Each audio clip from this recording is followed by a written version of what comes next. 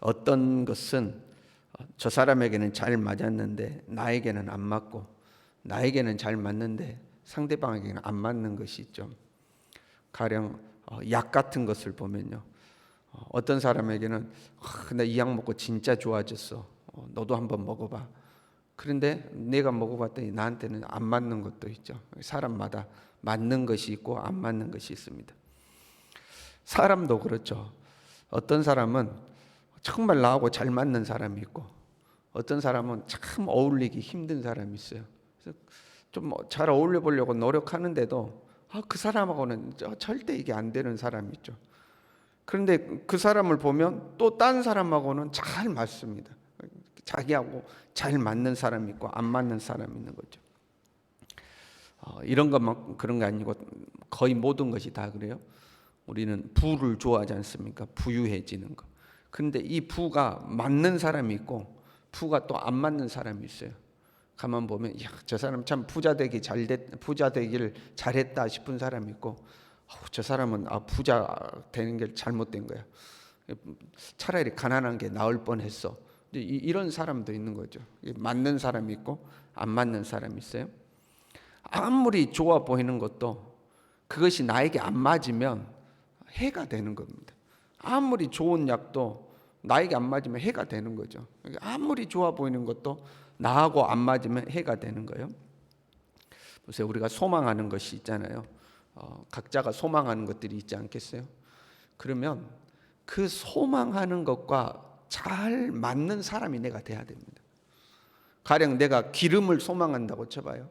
그런데 나는 물 같은 사람이에요. 그러면 내가 아무리 기름을 소망하고 그 기름을 내가 잡아당기려고 해도 이게 되지가 않는 거죠. 서로 밀어내는 거죠. 내가 기름을 소망한다? 그럼 내가 기름 같은 사람이 돼야 그 기름이 잘 어울려서 내가 흡수할 수 있지 않겠습니까? 내가 소망하는 것이 있으면 내가 그것과 맞는 사람이 되어야 흡수가 되는 겁니다. 본문은 심판의 메시지예요. 타작마당에서 뛰어노는 이스라엘을 기록하고 있잖아요. 타작마당에서 뛰어논다는 것은 그 바알에게 제사 지내는 모습입니다. 바알에게 제사를 지내면서 축제를 벌리는 모습이거든요. 하나님의 성전에서 뛰어노는 것이 아니라 그 바알을 섬기는 그 타작마당에서 막 뛰어노는 모습이죠. 원래 이 타작의 시기는 여호와의 절기입니다. 그 절기는 그 농사 절기에 맞춰서 하나님이 만들어 놓으셨거든요. 수확을 시작하면 첫 열매를 하나님께 갖다 바치면서 하나님을 예배하게 돼 있고, 수확이 끝나고 나면 11조를 가지고 가서 하나님께 드리면서 또 하나님께 예배를 드리게 되어 있죠. 절기가 타작 시기하고 맞춰져 있는 겁니다. 그런데 지금 이스라엘 백성들은 호세아 2장 5절에 이렇게 고백했었어요. 나는 나를 사랑하는 자들을 따르리니 그들이 내 떡과 내 물과 내 양털과 내 삶과 내 기름과 내 술들을 내게 준다 하였습니다. 하나님이 떡도 주고 물도 주고 양털도 주고 삶도 주고 기름도 주고 하는데, 하나님이 아니라 이방 신들이 그들이 나에게 준다 하고 우상을 섬기는 거죠. 그러니까 마치 남편이 선물해 줬는데 딴 남자가 줬다고 생각하고 그 딴 남자하고 어울려서 춤추고 있는 거하고 똑같은 겁니다. 한번 생각해 봐요. 좋은 남편이 있다고 해봐요. 좋은 남편이 있는데 정말 인자하고 사랑이 많고 아내를 사랑으로 대하는 좋은 남편이 있어요. 근데 아내가 자꾸 딴 남자를 쳐다봐요. 자기가 살고 있는 집도 남편이 해준 거예요. 차도 남편이 해준 거예요. 옷도 남편이 해준 거예요. 생활비도 남편이 해주는 거예요. 그런데 남편에게 네가 나한테 해준 게 뭐가 있냐? 저 딴 남자가 나한테 훨씬 잘해준다 하고 자꾸 딴 남자를 쳐다보고 딴 남자하고 나하고 비교하고 네가 나한테 해주는 게 뭐 있냐 그래요. 그럼 우리 남자분들 이 여자하고 살 거예요, 안 살 거예요? 이 여자하고 어떻게 살겠어요? 괴롭지 않겠어요? 내가 수고하고 노력해서 돈 벌어가지고 다 이렇게 살 수 있도록 했더니 네가 나한테 해주는 게 뭐냐고 그러고 저 남자가 나한테 훨씬 잘해준다고 그러고 저 남자하고 춤추러 가고, 그러면 어떻게 살겠어요 남자가? 그렇잖아요. 견딜 수가 없는 거죠. 2절에 이렇게 되어 있습니다. 타작마당이나 술틀이 그들을 기르지 못할 것이요. 타작마당이나 술틀이 그들을 기르지 못한다고 이렇게 되어 있어요. 기르다라는 표현은 목자가 양을 돌볼 때 쓰는 단어입니다. 목자가 양을 돌봐서 기르다 할 때 그 기르는 거예요. 우리는 우리의 타작마당, 그러니까 일종의 우리의 수입원이죠. 우리의 타작마당을 우리가 관리하고 돌본다고 생각해요. 그런데 그 수입원이 오히려 우리를 기른다는 거예요. 이런 거죠. 우리가 가게를 하나 새로 차렸어요. 그럼 우리는 어떻게 해서든지 노력해서 가게를 이렇게 세우고 장사가 잘 되도록 만들고, 그래서 내가 부지런히 돌보고 노력한다고 생각하는데 반대라는 거죠. 오히려 그 가게가 우리를 기른다는 거예요. 우리가 가게를 이렇게 세우는 게 아니고 가게가 우리를 길러준다는 거죠. 물론 하나님이 뒤에서 역사하시는 거죠. 하나님 뒤에서 역사하셔서 그 가게가 오히려 우리를 키워주고 길러주는 겁니다. 근데 그 가게가 우리를 볼 때 얼씨구 어이가 없는 겁니다. 하나님이 자기를 길러줬는데 우리가 딴 놈이 우리를 길러줬다고 생각하고 딴 놈한테 가갖고 자꾸 고맙다고 그러고 딴 놈하고 어울려 춤춘다 이 말이에요. 그러니까 그 가게가 우리를 보고 야 어이가 없다, 내 어이가 없다 그러는 거죠. 어이가 없다. 나 더 이상 네 안 길러줄 거야. 난 너 더 이상 안 돌봐줄 거야 하고 우리를 기르지 않는다는 거예요. 그래서 타작마당이나 술틀이 그들을 기르지 못할 것이요 이렇게 돼 있죠. 3절에는요.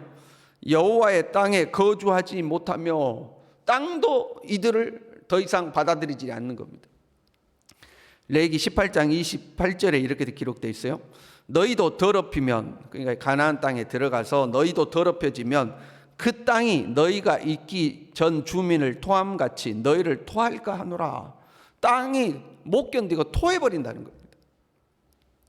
그래서 땅이 딴 남자한테 가서 춤추고 있는 우리의 모습을 보고 역겨워서 도저히 감당을 못해서 우리를 그냥 토해서 버려버린다는 거죠. 야, 나 도저히 너는 못 감당하겠다 하고 토해버린다는 거죠. 땅은 사람을 상징하기도 하고 우리의 삶의 터전을 상징하기도 해요. 그렇잖아요. 흙으로 사람을, 땅에서 흙을 거둬서 사람을 만든 거 아닙니까? 그 사람은 그 땅을 일구며 살아가게 돼 있죠. 그래서 흙은 곧 사람이요 우리의 삶의 터전이기도 합니다.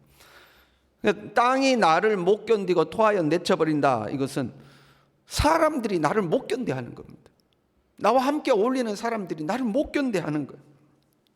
사람은요, 사람과의 관계 속에서 안정감을 느끼고 어떤 존재감을 느낍니다. 그래서 자꾸 어떤 공동체에 소속되죠. 그게 공식적인 공동체든 사적인 공동체든 친구들 간의 모임, 그것도 일종의 공동체잖아요.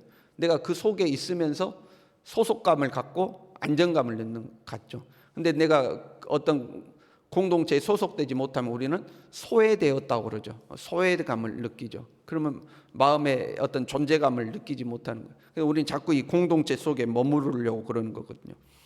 그런데 내가 머물렀던 공동체가 나를 감당을 못하는 거예요. 토하여 내쳐버리는 거예요. 역겨워서 토하여 내쳐버리는 거예요. 자꾸 인간관계가 꼬이는 걸 말하는 겁니다. 예전에 잘 지냈는데 이게 안 되는 거예요. 그 잘 지냈던 사람들도 나하고 이제 틀어지는 거죠. 하는 일들도 안 되는, 삶의 터전도 나를 토하여 내버리는 거죠. 마치 물과 기름이 섞이지 않는 것처럼 하는 일마다 꼬이는 것을 말하는 거예요. 6절에 보세요. 보라, 그들이 멸망을 피하여 갈지라도 애굽은 그들을 모으고 놉은 그들을 장사하리니, 이렇게 돼 있죠. 놉은 애굽의 한 도시 이름이에요. 그러니까 멸망을 피해서 애굽으로, 애굽한테 가면 애굽이 나를 좀 위로해 줄 거야. 애굽한테 가면 좀 애굽의 그 넓은 어깨에 좀 기댈 수 있을 거야 하고 애굽으로 간다는 거예요. 그런데 거기서 장사된다는 거예요.